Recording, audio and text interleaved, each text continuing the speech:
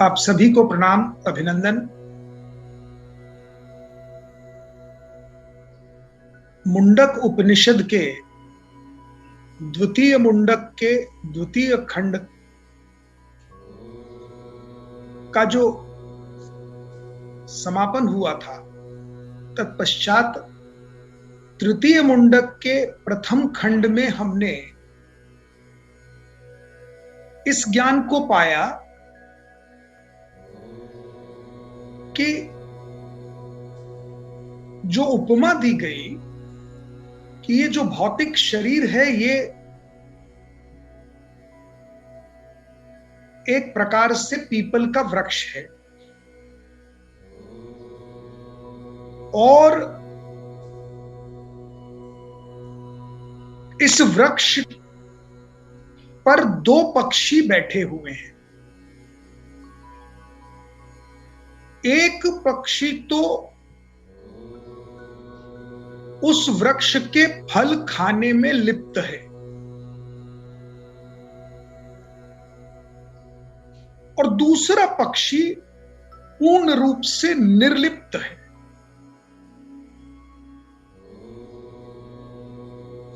अब ये उपमा जो दी गई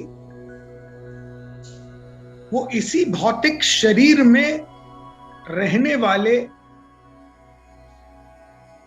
स्वयं परम पिता परमात्मा और उनके अंश के रूप में रहने वाली आत्मा, जब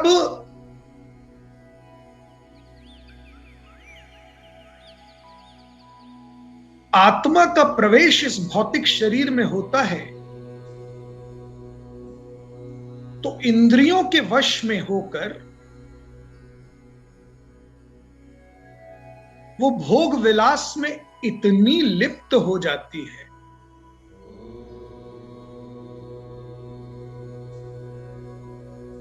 कि उसे इस बात का आभास और ज्ञान ही नहीं रहता कि इसी शरीर में हृदय रूपी गुफा में परमात्मा का निवास है।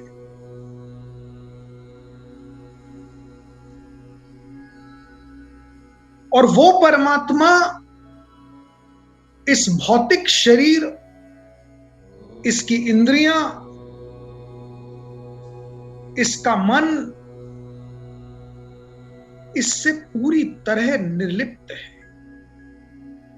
तो उपमा क्या दी गई कि वो उस वृक्ष के फलों का कोई रसास्वादन नहीं कर रहा है, जबकि आत्मा कर्म रूपी फलों का भोग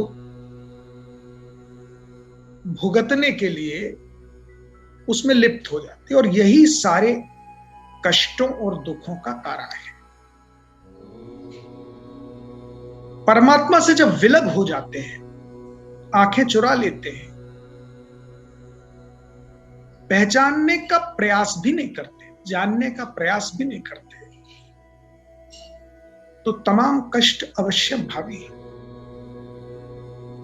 कहा जाता है कि the more you are away from the nature, the more you feel the pain because you are living an unnatural life.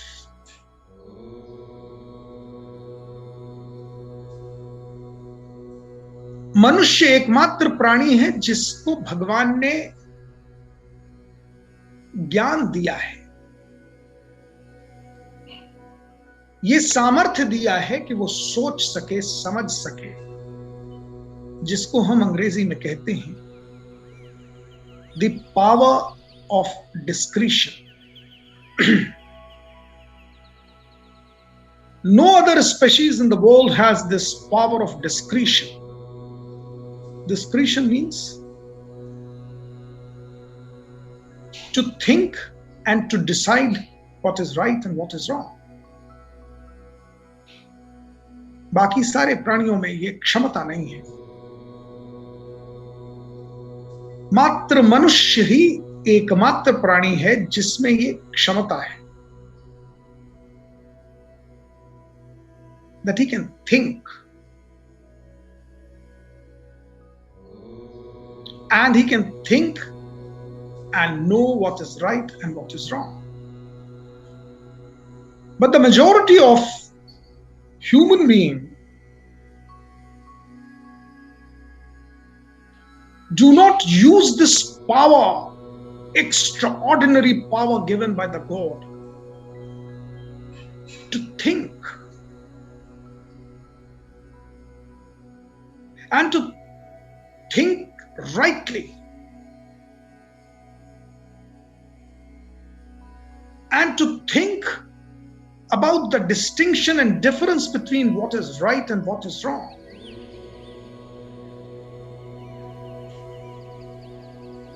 And that is why the majority of the human beings do not even live the life of a human being. They simply survive because they do not know the art of living.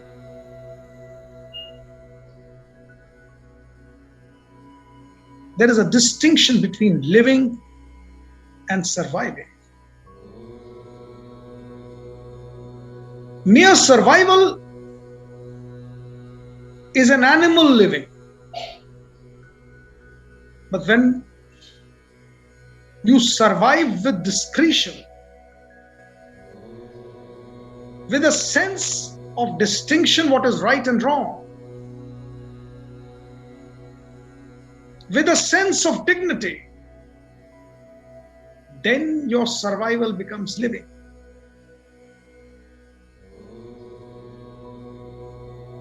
There is a very noted judgment of the Honorable Supreme Court of India,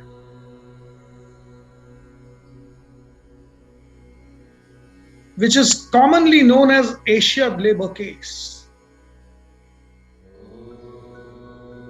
आप सब ने अगर यादों में ना हो तो सुना तो जरूर होगा कि भारत ने, जब आप सब अपने बचपन में रहे होंगे या किशोरावस्था में रहे होंगे, तो भारत ने एशियाड गेम्स कराए थे। 1982 में ये गेम्स हुए थे भारत में, और उसके लिए शायद 80s में भारत ने बिड किया था। और मुझे ऐसा लगता है कि बिडिंग के समय शायद भारत को भी ये विश्वास नहीं था कि वो बिडिंग जीत जाएंगे और एशियाड गेम्स की होस्टिंग उनको मिल जाएगी। जब मिल गई तो उनके लिए गले में घंटी बन गई, क्योंकि कोई तैयारी नहीं थी कि गेम्स कराए कहां जाएंगे। भारत में इंटरनेशनल लेवल के स्टेडियम्स नहीं थे। पूरे एशिया के जो खिलाड़ी आएंगे उनके ठहराने की, खिलाने पिलाने की व्यवस्था नहीं थी। भारत का एक भी शहर ऐसा नहीं था जहां पर एक इंटरनेशनल मिरर बन सके, लोगों को दर्पण दिखा सकें कि ये है भारत। तो बड़ी हड़बड़ी हो गई। देश स्वतंत्र हुए मात्र कुछ वर्ष हुए थे, 20, 22, 25 वर्ष हुए थे, और इतने बड़े आयोजन की यजमानी मिल गई। तो हड़बड़ी में यह तय किया गया कि एक ही शहर में सारे गेम्स करा दिए जाए।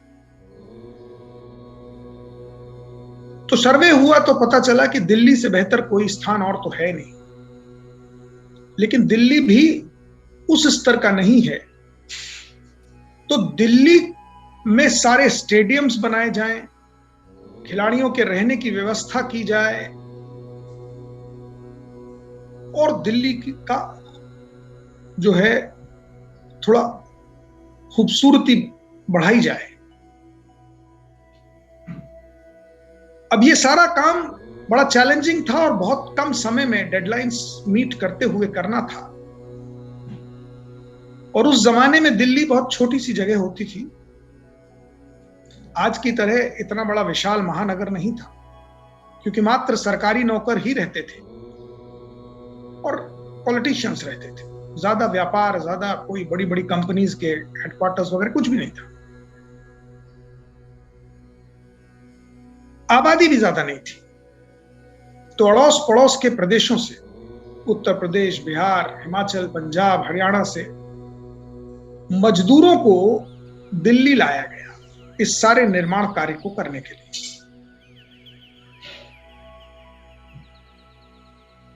हास्यास्पद बात यह हुई कि जिन अंतरराष्ट्रीय खिलाड़ियों को ठहराने के लिए घर बनाए जाने थे और उन घर बनाए जाने के लिए जिन मजदूरों को लाया गया, उनके भी तो ठहराने की व्यवस्था करनी थी, उनके खाने पीने नहाने धोने की भी व्यवस्था करनी थी। ये किसी ने सोचा नहीं।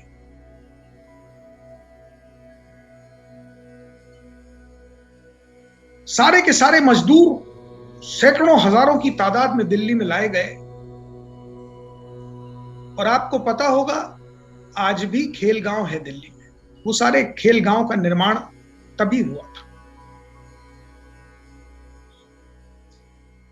तो अब इनको ठहराए कहां जाए? तो एक मैदान में टेंट गाड़ दिए गए, टेम्पररी वाटर पाइपलाइंस डाल दी गई, एक एक बत्ती के बल्ब लटका दिए गए एक एक टेंट में, और उसमें दो दो तीन तीन फैमिलीज को एक एक टेंट में ठहरा दिया गया। मजदूरों की फैमिलीज वहां पर रहने लगी। एक दिन एक पत्रकार ने वहां से गुजरते हुए देखा कि 4-5 टेंट्स के बीच में एक वाटर टैप है, और उसी वाटर टैप से पानी लेकर हर एक टेंट के बाहर चूल्हे जल रहे हैं, वहां खाना बन रहा है। उसी वाटर टैप के पानी से बाकी मजदूर नहा रहे हैं। वहीं उसी पानी के बहने से कीचड़ हो रहा है और तमाम बच्चे वहीं कीचड़ में खेल रहे हैं। ये सब बड़ा विकट लगा, कठिन, दुरूह लगा। उस पत्रकार ने तमाम सारी फोटोग्राफ्स खींची और एक 15 पैसे का पोस्ट कार्ड, उस जमाने में आता था, उस पर लेटर लिखकर फोटोग्राफ्स स्टेपल किए और सुप्रीम कोर्ट को पोस्ट कर दिया।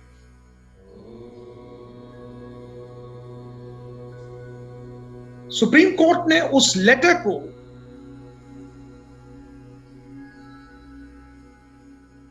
पिटिशन का दर्जा दे दिया और उन फोटोग्राफ्स को जो एनेक्स्ड थे उनको एग्जिबिट मान लिया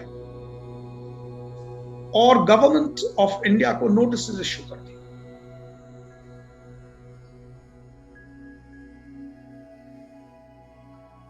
notice under article 21 of the constitution of India issue किए गए, जो कहता है every citizen of India has right to life and that life according to Supreme Court given to those laborers was animal survival. Central government ने कहा साहब हमने कोई एक्सप्लॉयटेशन तो किया नहीं, हम मजदूरी दे रहे हैं, रहने की व्यवस्था की है, बिजली दी है, पानी दिया है, तो हम कैसे, कौन सी राइट टू लाइफ को वायोलेट कर रहे हैं?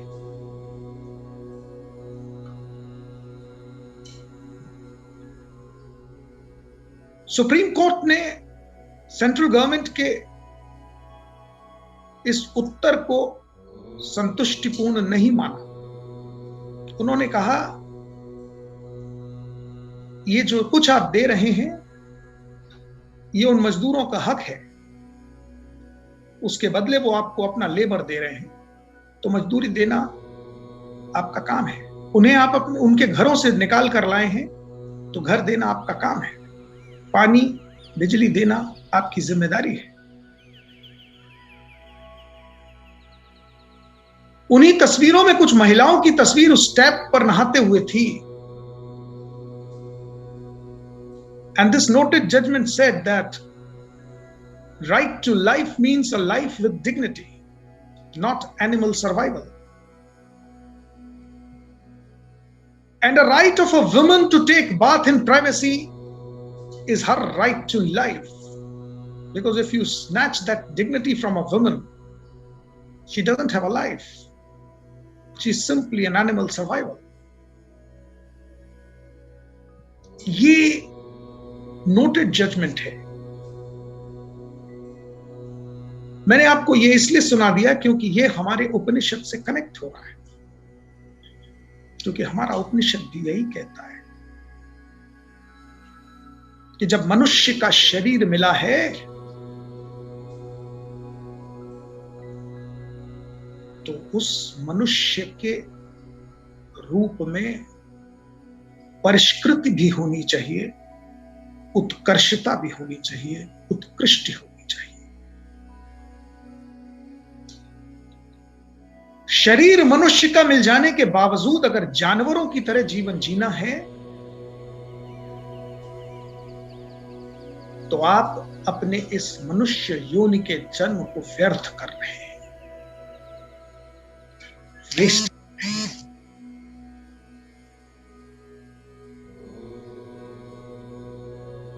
तो जीना कैसे है?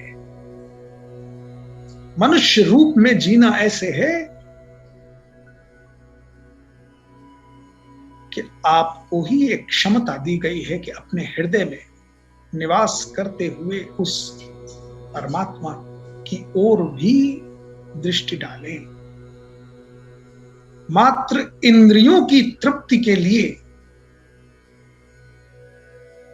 इस सृष्टि के प्रलोभनों में फंसे न रहें. जो इस सृष्टि का रचयिता है उसकी ओर भी दृष्टि डालें.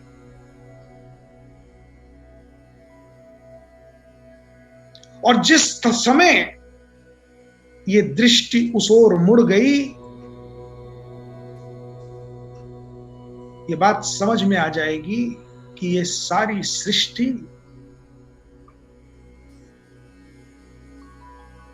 और इसके सारे आकर्षण का जो रचयिता है, जब उसे समझ लिया तो सृष्टि समझ में आ गई. सारे दुख, दर्द, कष्ट, मुसीबतें, परेशानियां खत्म हो गई. कोई चीज आपको विचलित नहीं कर पाएगी, मन की कोई व्याकुलता नहीं होगी. ये जितना जितना हम सत्य से दूर होते जाते हैं उतने उतने व्याकुल होते जाते हैं. कहते हैं 5 साल की उम्र तक बच्चा भगवान का रूप होता है. हम ही कहते हैं अरे बच्चे भगवान का रूप. क्यों भगवान का रूप दिखता है? क्योंकि वो तब तक सत्य से परे नहीं है. जैसे जैसे उम्र बढ़ती है मनुष्य तरह तरह के आकर्षण और प्रलोभनों में फंसकर सत्य से दूर होने लगता है. और जितना जितना सत्य से दूर होगा, ब्रह्म से दूर होगा, प्रकृति से दूर होगा, विकृति बढ़ती जाएगी.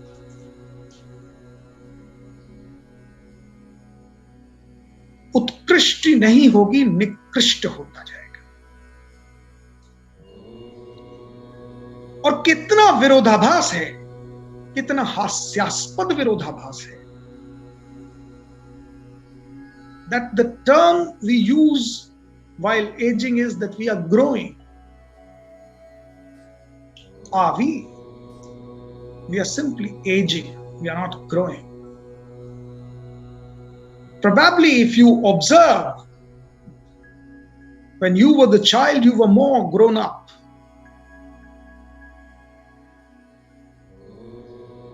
Now you're not growing. अब तो आप सत्य से दूर होकर प्रपंच में फंस रहे हैं. और जितने प्रपंच में फंस रहे हैं उतना कष्ट भोग रहे हैं.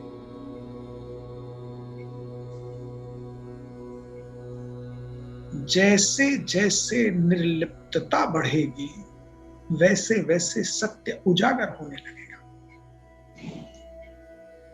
और जितना जितना सत्य उजागर होगा उतना उतना ब्रह्म के निकट होंगे. और जितना जितना ब्रह्म के निकट रहेंगे उतना उतना आनंद की अनुभूति से हृदय भर जाएगा। कोई विचलन, कोई व्याकुलता, कोई अकुलाहट कुछ बचेगी नहीं। और इसीलिए भारत की एग्जिस्टेंस का जो प्रतीक है,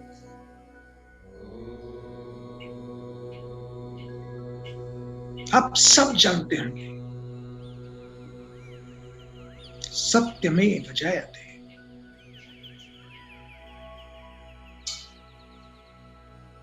यानी कि उद्घोषणा है भारत की, भारत का सिंबल है, भारत का सिग्निफिकेंस है।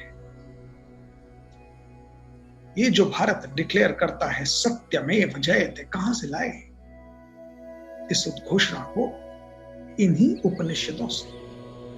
मुंडक उपनिषद के तृतीय मुंडक के प्रथम खंड के 6वें श्लोक की उद्घोषणा है, सत्यमेव जयते नानृतम्, सत्येन पंथा विततो देवयानः, येन अक्रमन्ति ऋषयो, येन अक्रमन्ति ऋषयो हि आप्त आत्मा,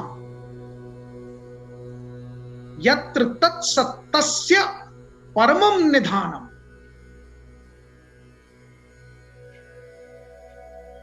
उद्घोषणा देखिए। इस पूरी व्याकुलता का उत्तर मिल रहा है। प्रत्येक व्यक्ति जिसने जन्म लिया है वो चिंतित है। चाहे जिससे बात कर लीजिए वो कह रहा है बड़ा टेंशन है, स्ट्रेस है। टेंशन और स्ट्रेस तो है पर सोल्यूशन नहीं। तरह तरह की शारीरिक और भौतिक बीमारियों के दवाइयां उपलब्ध हैं, डॉक्टर्स उपलब्ध हैं, चिकित्सालय हैं, पर टेंशन का कोई हॉस्पिटल नहीं, टेंशन का कोई इलाज नहीं, कोई दवाई नहीं, कोई डॉक्टर नहीं है, कोई वैद्य हकीम आपको टेंशन का उपाय नहीं दे रहा। ये उपाय दे रहा है ये उपनिषद जो कहता है सत्यमेव जयते नानृतम्। सत्य के ऊपर जो पर्दा डाल रखा है, क्रोध का जो आवरण पहन रखा है, उससे बाहर आ जाओ। Because this is not growth.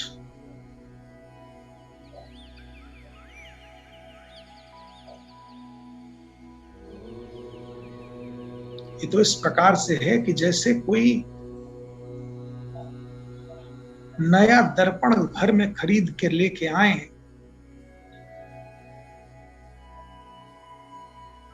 और जैसे जैसे उसे निग्लेक्ट करें वैसे वैसे उस दर्पण पे धूल जमती जाए। आप रोज अपने शरीर पर, अपने चेहरे पर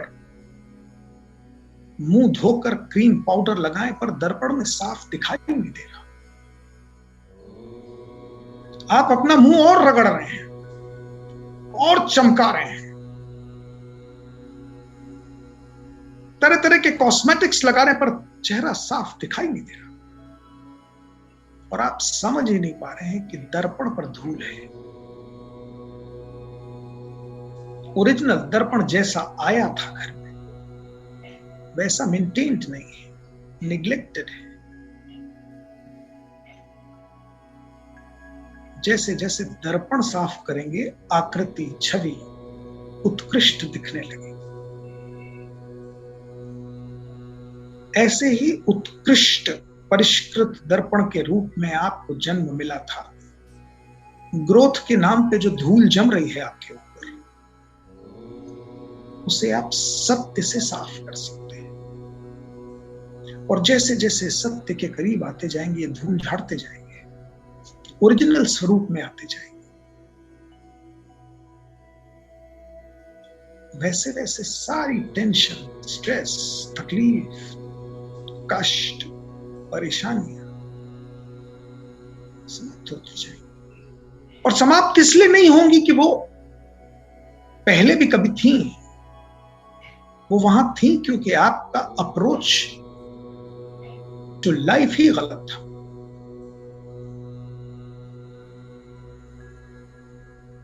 जैसे ही अप्रोच टू लाइफ सही किया, कोई कष्ट नहीं। When you started seeing through, the whole illusion disappears.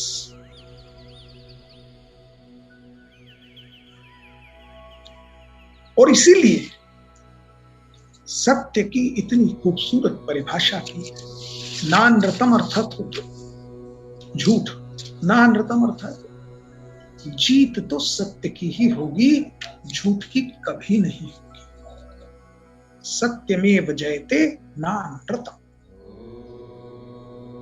और जितने ज्ञानी ऋषि मुनि हैं वो सत्य के पथ पर ही चलते हुए उस परम पिता परमेश्वर का जो धाम है वहां तक पहुंच जाते हैं, यानी उत्कृष्टता का चरम अचीव कर लेते हैं। और कितनी सत्य बात है। आप कितने भी स्मार्ट बन जाइए, लोगों को बेवकूफ बनाने की कला में पारंगत हो जाइए, क्षण भर सफलता मिल जाए तो उत्साहित हो जाइए, पर टिकती नहीं है। इसीलिए बड़े बड़े स्कैम्स खुलते रहते हैं।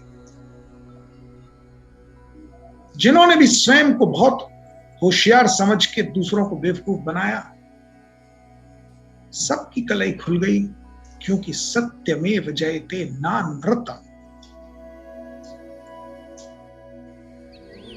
झूठ तो बचेगा ही नहीं, खुलेगा ही, क्षणिक सफलता मिल जाएगी।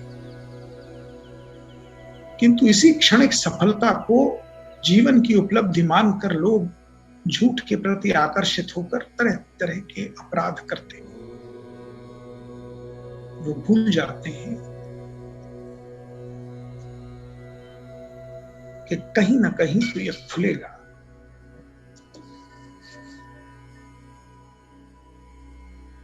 मुंडक झकझोरता है, मुंडक जगाता है, मुंडक इस भ्रम से बाहर लाता है, जीने की कला सिखाता है, जानवर से भिन्न मनुष्य बनाता है।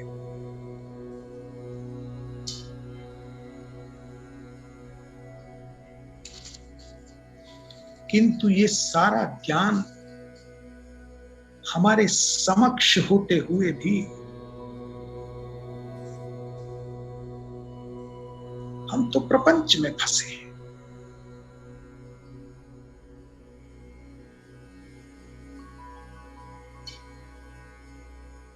हम ढकोसलों को भक्ति मानकर समुचित परिणाम न मिलने पर भगवान को दोष देते हैं।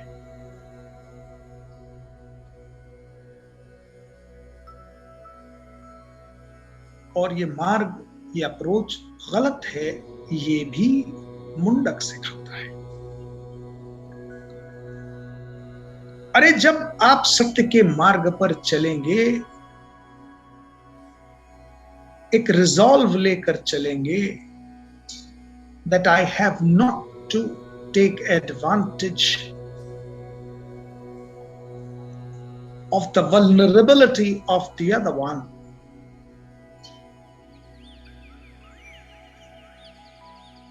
You would not slip, but simply keep growing.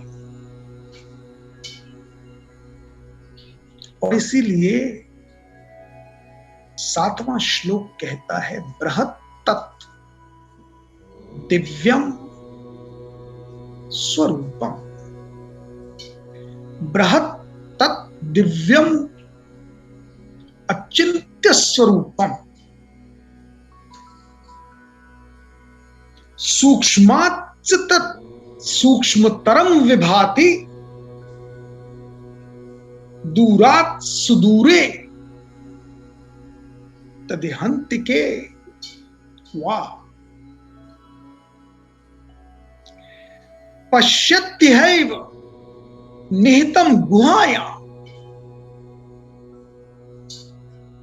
बृहत् तत्, मतलब वो जो परम ब्रह्म परमेश्वर है, जिसका दिव्य अचिंत्य स्वरूप है, जो सूक्ष्माच्च तत् सूक्ष्मतरम विभाति, अर्थात मिनिस्क्यूल से मिनिस्क्यूल, माइन्यूट से माइन्यूट जगह पर भी जिसकी रोशनी चमचमाती रहती है। दूरात सुदूरे, और दूर से दूर होते हुए भी तदहंत के, पास से पास है, वो आपके हृदय के नजदीक है, वो हृदय के गुफा में छिपा हुआ है। अर्थ समझिए, इसका मतलब क्या है। बृहत् दिव्य अचिंत्य स्वरूप, ये जो जीवन की उत्कृष्टता है, उपलब्धियों का चरम है,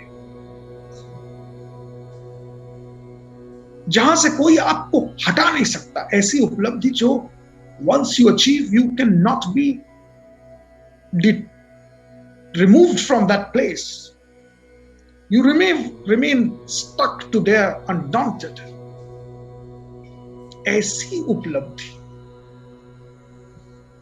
जहां पर आपके सत्य का प्रकाश, आपकी ऑनेस्टी, आपकी इंटेग्रिटी मिनिस्क्यूल से मिनिस्क्यूल एक्शन में भी दिखाई दे। दूर से दूर बैठा व्यक्ति भी इस बात को रियलाइज कर पाएगा, और नजदीक से नजदीक व्यक्ति भी जो आपका है, वो भी आपको समझ पाएगा। ये भ्रम जब दूर हो जाएगा ना, कि अरे एक छोटा सा एक्शन तो मैं एक्सेप्शनल कर ही सकता, वैसे तो मैं बड़ा सिद्धांतवादी जीवन बिताता हूं, पर ये छोटा सा एक एक्सेप्शन कर देता हूं। छोटा झूठ बोलने में क्या जाता है, छोटा पाप करने में क्या परेशानी। सूक्ष्मतरम विभाति।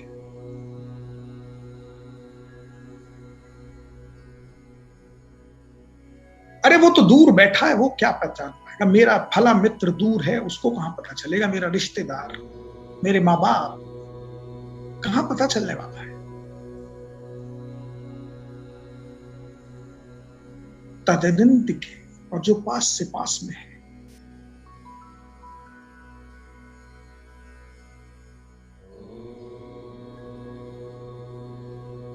वो ये कहां समझ पाएगा कि मैंने एक छोटा सा एक्शन कर दिया है। लेकिन वही जो एक्सेप्शन है आप अपने आप को देते हैं, आप ये नहीं समझते कि आपका वो रिजॉल्व डाइल्यूट हो रहा है, उस संकल्प से एक सीढ़ी नीचे उतर गया। उत्कृष्टता की उपलब्धि, परम चरम उपलब्धि से दूर हो गए। छोटी से छोटी चीज भी अंत तो गत्वा प्रकाश में आती ही है। तो निष्कलंक जिसे कहते हैं ना,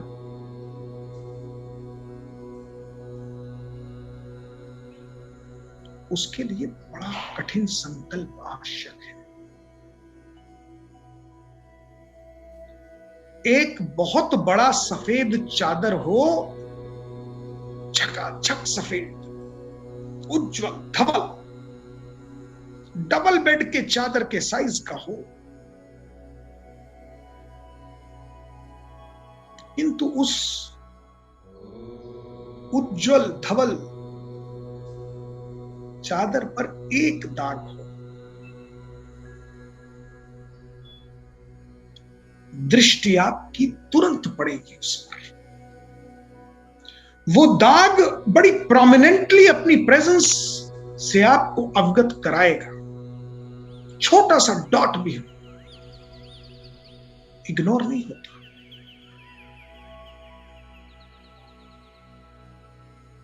तो निष्कलंकता के ही डेफिनेशन से मापी जाती है। एक भी कलंक है तो वो निष्कलंक नहीं है, और जब निष्कलंक नहीं है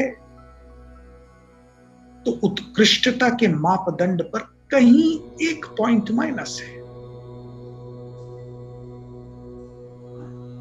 एक छोटे से दाग वाली चादर पर भी आप अनकंफर्टेबल फील करेंगे। भाई बदल दो, दूसरा बिछाओ, दूसरा लाओ, दूसरा दिखाओ। परचेज करने जाएंगे तो भी आप निष्कलंक चादर चाहेंगे। एक दाग भी बर्दाश्त नहीं। तो चरित्र पर इतने दाग क्यों बर्दाश्त है? नहीं होंगे ना बर्दाश्त। और जब नहीं होंगे तो परम और चरम उपलब्धि भी प्राप्त नहीं होगी। इसलिए मुंडक कहता है कि दिव्यम अचिंत्य स्वरूपम, ब्रह्म तो उसी निष्कलंक चादर की तरह है। वैसी उपलब्धि प्राप्त करनी है तो संकल्प भी उसी डिग्री, उसी ग्रेविटी का होना चाहिए कि न वाणी से कोई ओछापन, न आचरण से कोई ओछापन, न विचारों में कहीं ओछापन, न भोजन में, न मस्तिष्क के भोजन में किसी प्रकार का कुछ भी सबस्टैंडर्ड नहीं। इतना कठिन रिजॉल्व जब होगा ना, तो वो स्वरूप तो प्रकट होने ही वाला है, क्योंकि वो तो कहीं आप के अंदर छिपा हुआ है। दृष्टि तो वहां जाने ही वाली है, उस पक्षी की ओर जिसने देख लिया। फिर और कुछ देखने की न तो आवश्यकता बचेगी और न इच्छा होगी। अगले श्लोक में मुंडक इसी बात की विस्तार करते हुए कहता है, न चक्षुषा गुह्यते नापि वाचा। है तो आपके हृदय में ही ना वो परम ब्रह्म, छिपा हुआ है, गुह्यते मतलब गुफा है, पर समझ में नहीं आ रहा, ग्रहण नहीं हो रहा, आंखों से दिखाई नहीं दे रहा, ना पिवाचा, न वाणी से कहीं प्राप्त किया जा रहा है। The words cannot bring him to you, either they are written words or spoken words. न चक्षुषा गुह्यते ना पिवाचा, न तो आंखों से ग्रहण हो रहा है, न शब्दों से। नैनम दैव, न तो वो, न अन्य दैव अर्थात बाकी किसी इंद्रियों से भी वो प्राप्त नहीं हो सकता, ग्रहण नहीं हो सकता। तपसा कर्मणा वा, तप से, कर्म से,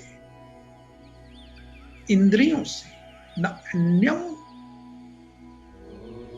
दैवे तपसा कर्मणा वा, अर्थात ऐसे नहीं ग्रहण होता,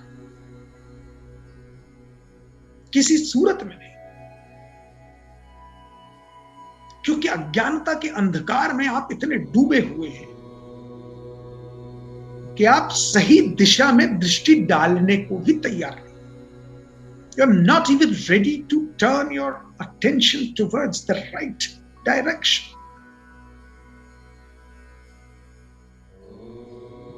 But you are expecting to achieve the highest of the high.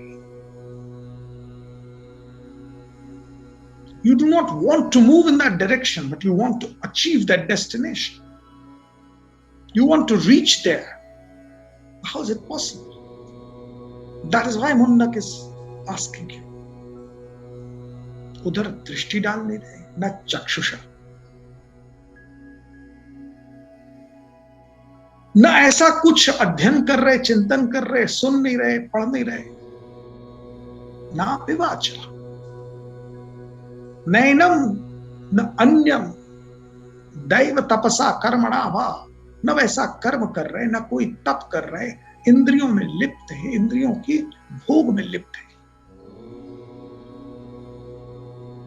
ज्ञान प्रसादेन विशुद्ध सत्व ततस्तु तम पश्यते निष्कलम ध्यायमानः।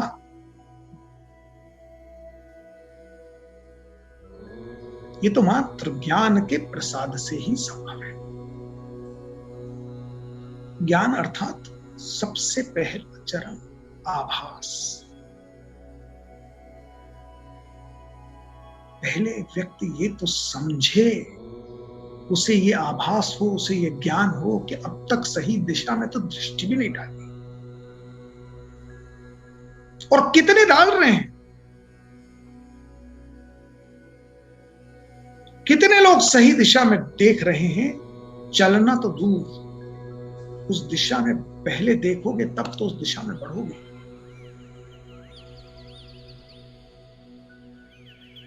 दृष्टि पर तो भोग विलास का पर्दा पड़ा हुआ है। सारी उपलब्धियों की जो महत्वाकांक्षा है वही नगण्यता की है। इस सृष्टि के भ्रामक माया जाल की ही उपलब्धियों पर सारा फोकस है।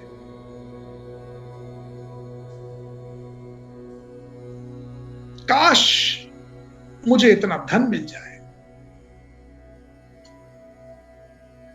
वो धन जो टेम्परेरी है। काश मुझे इतना बड़ा मकान मिल जाए, वो मकान जो टेम्परेरी है। कुछ वर्षों के बाद आपका अस्तित्व ही नहीं बचेगा, वो मकान में रहेंगे कैसे। काश मुझे एक बड़ा वाहन मिल जाए, काश मेरा व्यापार दिन दूना रात चौगुना बढ़ जाए, प्रॉफिट्स बड़े हो जाएं, काश मेरा प्रमोशन हो जाए और मैं उच्च पद पर पहुंच जाऊं, काश मेरे बच्चे अच्छे मार्क्स से पास हो, अच्छी नौकरी करें, उनका विवाह अच्छी जगह पर हो जाए, मेरे नाती पोते अच्छे हो जाए।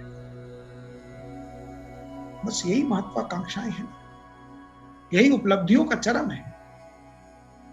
पर ये भूल जाते हैं आप कि ये उपलब्धियां आपको प्राप्त होने के पश्चात जितनी देर तक वो खुशी रहती है वो भी टेम्परेरी है। कोई ऐसी खुशी आप बता दें जो आपको लिए परमानेंट हो, कि ऐसी उपलब्धि हुई आपको कि उसके बाद वो खुशी ने आपका साथ छोड़ा ही नहीं। आप प्रसन्न, मतलब ऐसे प्रसन्न हुए कि बस जीवन भर प्रसन्न है, बस वो उपलब्धि हो गई। कुछ ऐसा कुछ है क्या? Every achievement loses its sheen with the lapse of time, and your mind starts prompting you to achieve something further. But that achievement also you want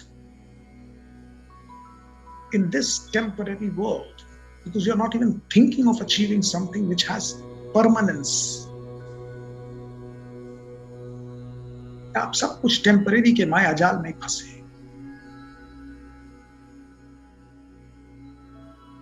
चौबीस घंटे का जीवन होता है, उस 24 घंटे के 24 क्षण भी ऐसी उपलब्धि जो साथ न छोड़े, उसकी ओर दृष्टि भी नहीं डालते। वही है वो पक्षी, दिव्यम अचिंत्य स्वरूप। अचिंत्य अर्थात चिंतन से भी जो प्राप्त नहीं हो सकता,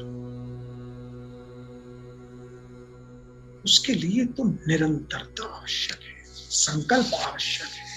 बिना उस संकल्प के, अनडॉन्टेड रिजॉल्व के, you can not achieve it. निष्कलंक चरित्र के बिना सर्वोत्तम उपलब्धि संभव नहीं है। बड़ी बड़ी उपलब्धियां हो के आदमी का पराभव हो जाता है, उच्चतम स्तर पर पहुंच के पतन के रास्ते पर फिसल जाता है, गिर पड़ता है, क्योंकि कहीं का कोई कलंक पीछा छोड़ता नहीं है, सामने आ जाता है। ऐशो अणुरात्मा अणु मतलब इतना छोटा सूक्ष्म अणु। चेतसा वेदितव्या यस्मिन् प्राणः पंचधा संविशेव संविवेश। प्राणेश्चिनं सर्वमोतं प्रजानां यस्मिन् विशुद्धे विभतस् आत्मा। 5 भेदों वाला ये प्राण, पंचधा मतलब प्राण पंचधा, 5 भेद वाला ये प्राण। कौन से 5 भेद? प्राण, अपान, उदान, व्यान, समान।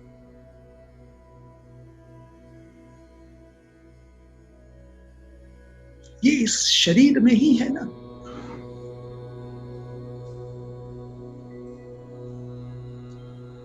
और ये 5 भेदों वाला प्राण सारी इंद्रियों को जागृत कर देता है। इंद्रियां जागृत प्राण से ही होती। प्राण ने शरीर को छोड़ा, इंद्रियां का कोई अर्थ नहीं बचता। मृत शरीर की इंद्रियां नहीं होती। जीवित शरीर में इंद्रियां सृष्टि के प्रलोभनों की ओर आकर्षित करती हैं। और प्राण के ये 5 स्वरूप होते हुए भी इसी शरीर के अंदर आत्मा का स्वरूप है, उस ओर दृष्टि नहीं जाती। न देखना न जानना।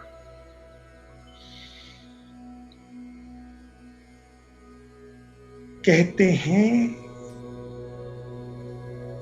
कि अंतःकरण शुद्ध होने पर ही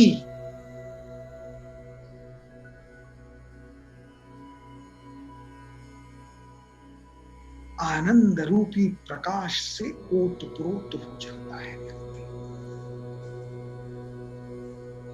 वरना इंद्रियों के वश में रहते हुए ही जीवन बिता देता है, अंधकार कष्ट में ही रहता है। उसे मार्ग नहीं दिखता, उपाय नहीं सूझता। यम यम लोकम मनसा संविभाति। यम यम लोकम मनसा संविभाति। विशुद्ध सत्व कामयते यांचक कामान तम तम लोकम जयते तांश कामा।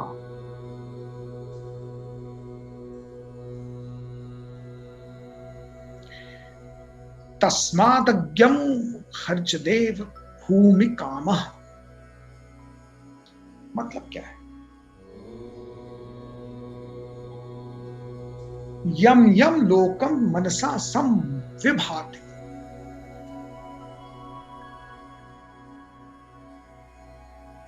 जिस भी लोक पर, जिस भी कार्य पर, जिस भी कामना पर अपना सारा फोकस लगा देंगे, वही उजागर हो जाएगा। संविभाति, विभाति अर्थात प्रकाशपूर्ण हो जाना, जागृत हो जाना, प्राप्त हो जाना। जिस लोक स्वर्ग लोक की इच्छा करेंगे, वैसा कर्म करेंगे, वैसी कामना रखेंगे, वो प्राप्त हो जाएगा। यम यम लोकम मनसा संविभाति। जहां मन लग गया वो प्राप्त हो जाएगा। भोग विलास की कामना है तो भोग विलास प्राप्त हो जाएगा। जिसे शराब उत्तेजित करती है वो शराब की दुकान तक पहुंच जाता है, वहीं मन लग रहा है उसका। स्मोकिंग करने वाले को कहीं ना कहीं स्मोकिंग का कोई ना कोई स्थान मिल जाता है। अंधा भिखारी भी बीड़ी पीने का शौकीन है तो वो अंधेपन में भी बीड़ी पी रहा। वो भीख मांगता बैठा है पर बीड़ी नहीं छूट रही। यम यम लोकम मनसा संविभाति, जो सोच रहे हो, जो चाह रहे हो, वहीं पहुंच रहे हो। मुंडक कहता है कि जब परम धाम पहुंचना है ना, उत्कृष्टता की चरम पर पहुंचना है ना, तो गुरु की शरण में जाओ। ज्ञान के बिना संभव नहीं है, क्योंकि अज्ञानता में महत्वाकांक्षाएं भी उन लोगों की होंगी जो temporary.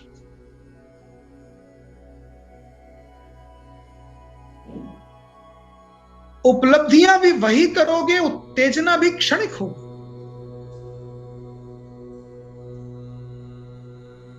Think it over, introspect, all of you, I'm saying, have even a single achievement till date which has such a long shelf life that the day you achieved it until today you are just happy? That achievement must have lost its attraction, lost its sheen, lost its shine. You would have been happy at that moment when you achieved it. Today it's insignificant to you. School में यदि आपने अपनी class में top किया, आज क्या significance है उसका? किंतु उस क्षण पर आनंद का अतिरेक था।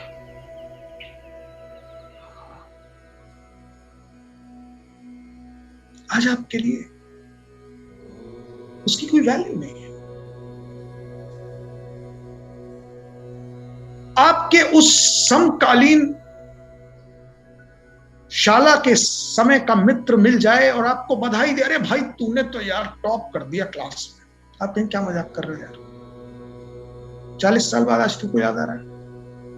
कॉम्प्लीमेंट आज का कुछ दो ना। ना ना ना ना, तुमने तो बहुत टॉप, कमाल कर दिया भाई, कमाल कर दिया। अरे आपको हास्यास्पद लगेगा,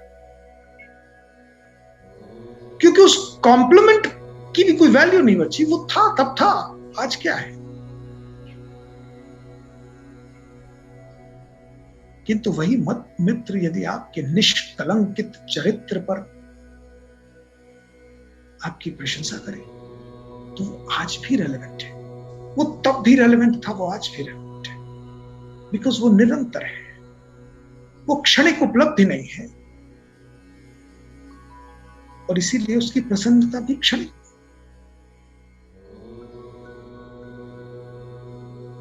Try to achieve something which has permanence, and that will reach you to the pinnacle of success, which will never be lost.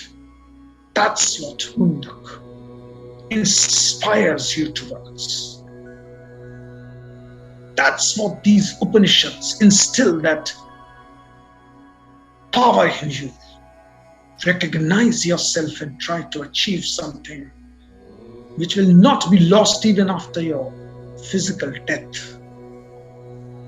It will remain there. People will hail about it. People will put your statues, because not even you, your statue will inspire them. That's Mundak for you. That's Upanishad for you. बहुत बहुत धन्यवाद। आशा है आज के इस सत्र में आपको आनंद आया होगा। प्रभु से कामना है, प्रार्थना है कि इस अद्भुत ज्ञान से उत्प्रोत करके आपको ऐसी प्रेरणा दे कि आप वो उपलब्धियां करें जो सनातन है। बहुत धन्यवाद।